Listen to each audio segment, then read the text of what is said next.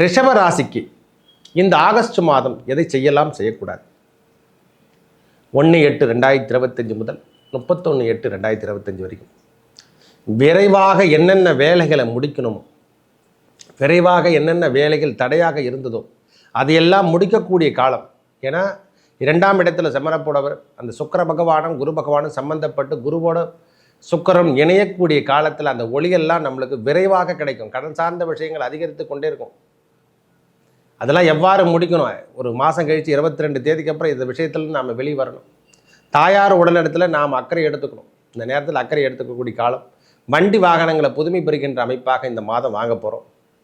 நல்ல முன்னேற்றமும் தரும். வேலை அமைப்புகள் நல்ல விரைவாக நடக்கும். உள்ள வேலையில் குறைய இருக்கா சுவாமி, அதில் எந்த தகராறும் நடக்காது. சனி பகவான் வக்கரகதி காலத்தில் எதை இழந்துட்டோமோ அதை மொத்தத்தையுமே திருப்பி பெறிடும். 6 மாதமாக சரியில்லை சாமி, திருப்பி 6 மாதம் நல்லா இருப்பேன். அந்த மாதிரி சூழ்நிலை தான் இந்த ரிஷப ராசிக்கு.